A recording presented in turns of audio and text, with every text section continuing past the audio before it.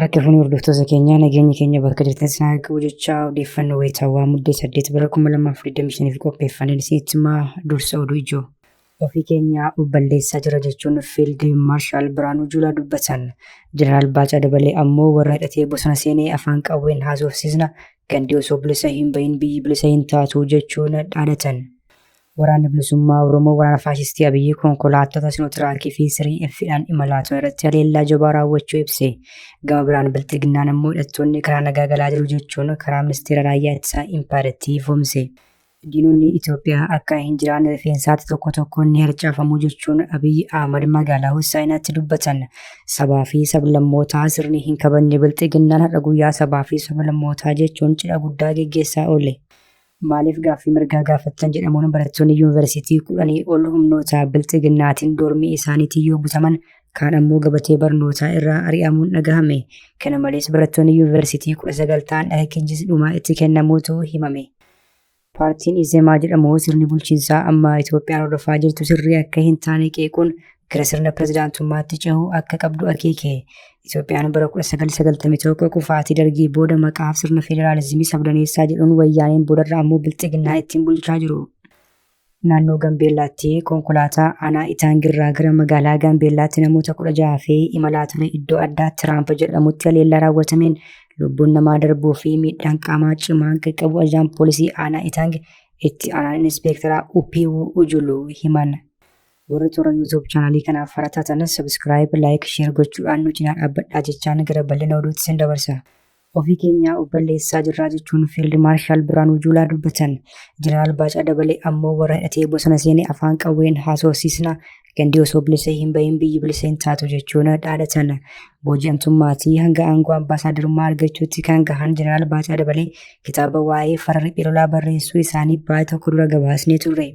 Jeneraal Baacaan jalqaba loltuu dargii kan ture yommuu ta'u boodarra Shaabiyaan booji'amuudhaan Shaabiyaa tajaajilaa fi hawwisoo garaa garaa keessatti hirmaachaa turaniiru.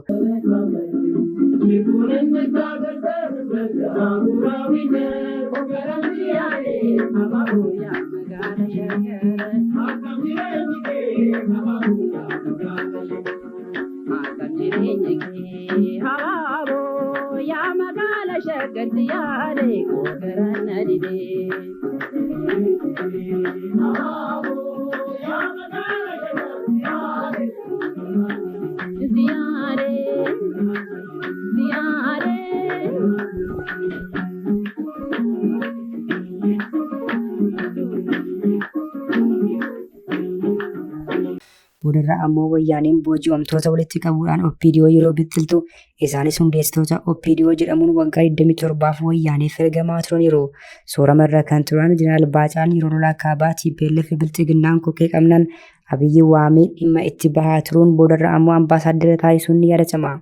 Namni muuxannoo akkasii qabu kitaaba waa'ee farra riphee lolaa barreessuun cidha guddaan magaalaa Finfinneetti kan eebbisiisan yoo ta'u sagantaa sanarrattis Fiild Maarshaal Biraanuu Juulaa argamaniiru. Fiild Maarshaal Biraanuun diinonni keenya humna keenya waan beekaniif riphanii nu haleelaa jiru of balleessaa jirraa jechuun dubbataniiru. Jeneraal Baacaa Dabalee gama isaaniitiin warri qawwee kaasee bosonatti galee hatattamaan akka harka kennu gaafachuun yoo ta'u baatee garuu afaan qawweetiin haasofsiisnaa jechuun dhaadataniiru. Haa ta'u malee loltoonni raayyaa ittisaa Impaartii bakka deemaniif lolan hundatti mo'amaa harka kennaa fi booji'amaa jiru. Waraanni bilisummaa Oromoo waraana faashistii Abiyyi konkolaattota Sinotiraakii fi Sirii F'dhaan imalaa turan irratti haleellaa raawwachuu ibse. Gama biraan Bilxiginnaan ammoo hidhattoonni karaa nagaan galaa jiru jechuun karaa raayyaa ittisaa Impaartii ifoomse. Reeffi gaachanni saba Oromoo WBO'n zoonii lixaa godina 2 keessatti waraana ergamtuu Abiyyi haleeluun daaraa butaroo taasiseera. Muddee 6 bara 2025 godina Wallagga Bahaa aanaa Saasiggaa ganda Adaamiitti waraana faashistii Abiyyi kan maqaa sakattaa WBO'tiin bobbaatee uummata daraaruutti haleeluudhaan du'aa fi madoon adaboon qawwee garaa garaa irraa hiikateera. Godina Iluu Abbaa Booraa aanaa Algee Saachee fi Biloon Ophaa gidduutti waraana faashistii Abiyyi kan barcuma dhuunfaa tiksuuf bobbaatee konkolaataa waraanaa Sirii F jedhamtuu fi Sinotiraakidhaan imalaa turte WBO'n haleeluudhaan daaraa butaroo ishee taasise. Kunuutuu kanaan jiru raayyaan ittisaa Impaartii ammoo hidhattoonni karaa nagaa galaa jiru jechuun miidiyaa hawaasummaa isaa gubbaarratti ibse. Ibsichi akka jedhutti naannoo Amaaraa godina Goojjam Bahaa aanaa Mirxoolee Maariyaamii fi naannoo isheetti hidhattoonni finxaaliyyii faannoo waamicha taasifameef hin galaniiru. Doddoqqii 3 dabalatee qawwee AKM 47 hidhattoonni finxaaliyyii faannoo kun galii gochuus raayyaan ittisaa Impaartii ibseera. akkuma Jaalsanyii Nagaasaa wajjin Shimallis Abdiisaa waliigaltee araaraa mallatteessa jechuun diraamaa hojjetanii jiran naannoo Amaaraattis dhuma torban darbeetti Araggaa Kabbadee fi Masrashaa Settee waliigaltee mallatteessaniiru jechuun diraamaa hojjechuun ni yaadatama. Diinota Itoophiyaa akka injiraan rifeensaatti tokkoon ni harcaafnaa jechuun Abiyyi Ahmad magaalaa Hossaayinaatti dhaadatan. Sabaa fi sablammoota sirni hin kabajne Bilxiginnaa har'a guyyaa sabaa fi sablammootaa jechuun cidha guddaa geggeessaa oole. Waggoota arfan jalqabaa aangootti dhufan sirna kabaja guyyaa sabaa fi sablammootaa irratti argamuun haafuuti uwwisa miidiyaayyuu akka hin arganne gochaa kan turan muummichi ministeera Abiy amma garatti bahan dhabnaan bira darbee Arbaa Mincitti baran ammoo Hossaayinaatti argamuun haasaa fakkeessaa fi fakkarsuu sobaa dhageessisaa oolaniiru. Dubbii isaanii har'aatiinis diinota Itoophiyaa akka injiraan rifeensaatti tokkoon ni harcaafnaa jechuun dhaadhataniiru. የኢትዮጵያን ጠላቶች እንደ ፀጉር ቅማል አንድ በአንድ እናራግፋለን።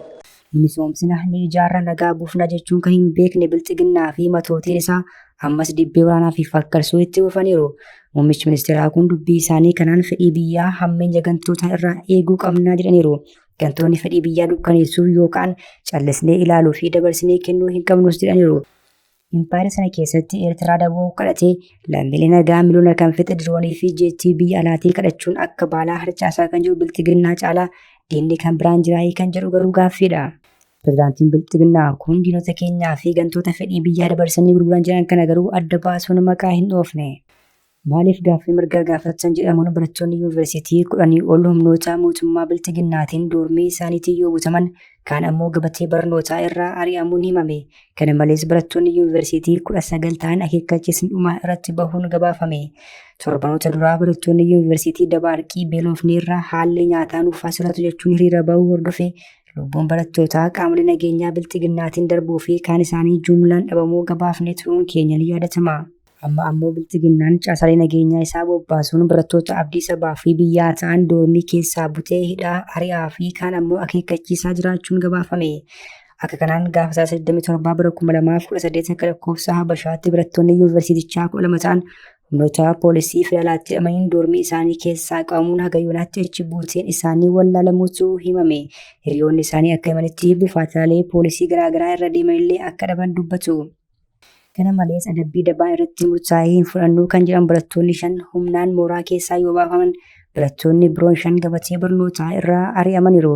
Odeeffannoo Tikvaan fuula miidiyaa hawaasummaa isaa irratti qoodee akka agarsiisutti barattoonni 3 waggaa tokkoof barnoota irraa kan ari'aman yoo ta'u barattoota 19 ammoo akeekkachiisni barreeffamaa cimaan kennameera.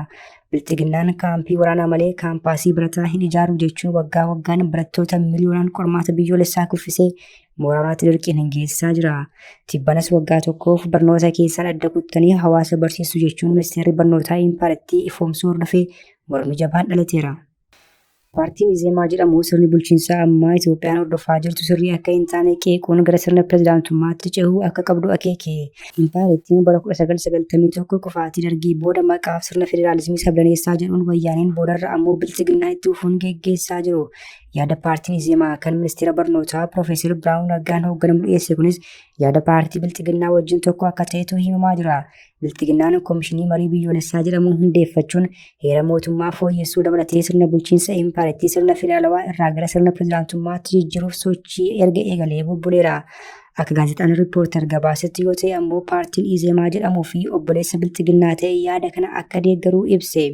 Sochiin maqaa marii biyyoolessaatiin gaggeeffamaa jiruu fi sirni pirezidaantummaa lafa qabsiisuuf taasifamu dhaabbilee siyaasaa beekamoo falmitoota mirga namoomaa aktiivistootaa fi lammiilee impaayerittii hedduun balaaleffatamaa fi qeeqamaa akka jiru ni beekama.